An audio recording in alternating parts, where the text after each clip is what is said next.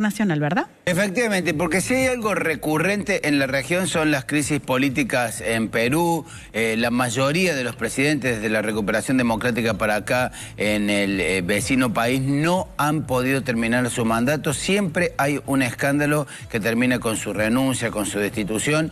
Y en este caso, Dina Boluarte no parece escapar de eso. Está involucrada en el famoso escándalo de los Rolex. Pero del tema nos va a contar y explicar nuestro compañero Claudio Fantini. ¿Cómo te va, Claudio? Buen día.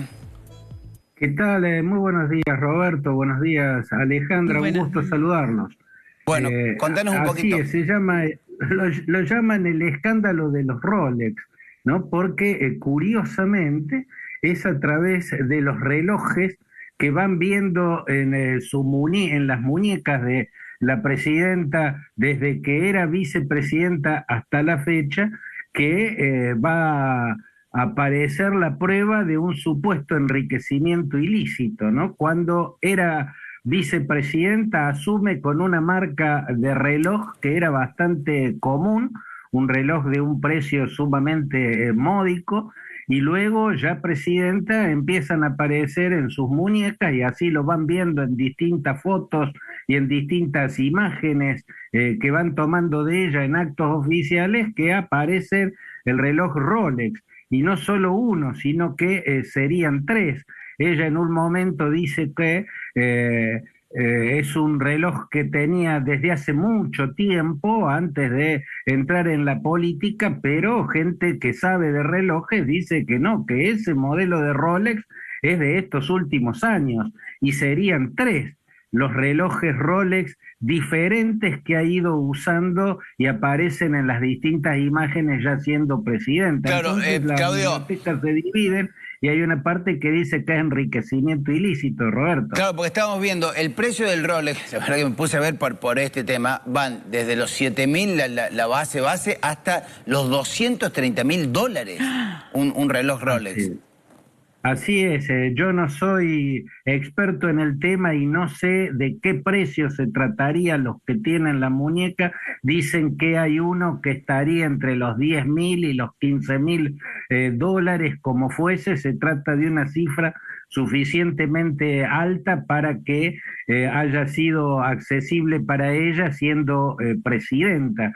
El hecho es que se abre la posibilidad de que también Dina Boluarte vea interrumpida su presidencia, y esta es una cadena del nunca acabar. Recordemos que cayó antes de cumplir su mandato Ollanta Humala, luego cayó su sucesor antes de cumplir su mandato, Pedro Pablo Kuczynski, también cayó antes de cumplir su mandato quien era el vicepresidente de Pedro Pablo Kuczynski, o sea, Martín Vizcarra, que parecía que venía muy bien, parecía que iba a terminar, que tenía todo bajo control, pero lo tacleó el fujimorismo antes de llegar a la meta y se interrumpió ese gobierno. Entonces asumió Manuel Merino, que batió todos los récords en corta duración, apenas un puñadito de días. Luego vino Francisco Sagasti, un hombre del Congreso al que pusieron como interino.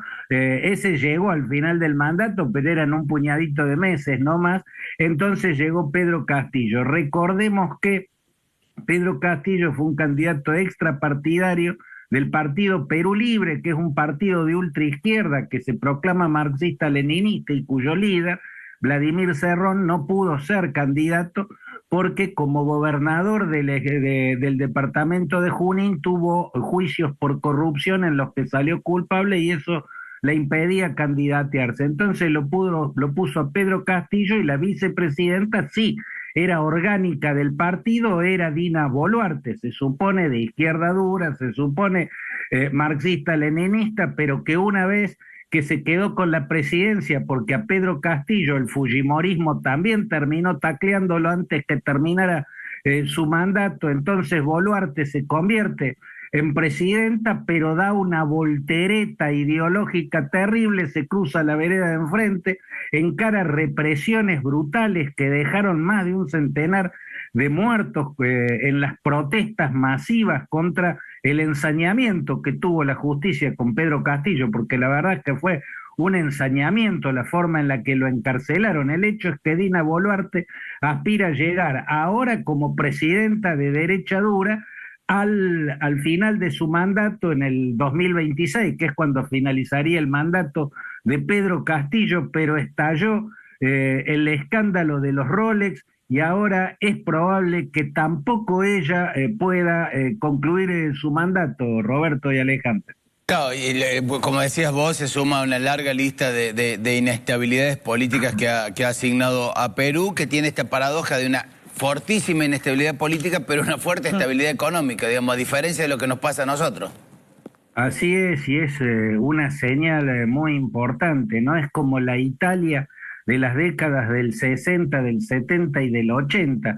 La inestabilidad política era la constante, los gobernantes cambiaban de un día para otro, un día era Francesco Cocchega, otro día era Giulio Andreotti, otro día Bettino Craxi, pero la economía seguía en esa autopista de crecimiento y una señal parecida a la de aquella Italia que alcanzó el nivel de desarrollo es la que tiene Perú. Todavía muy lejos del nivel de desarrollo, pero sí con una estabilidad que ha sido capaz en estas décadas de sobrevivir a todas las crisis políticas que ha sobrevivido, y esa es la buena señal dentro de esta colección de malas señales que da la política.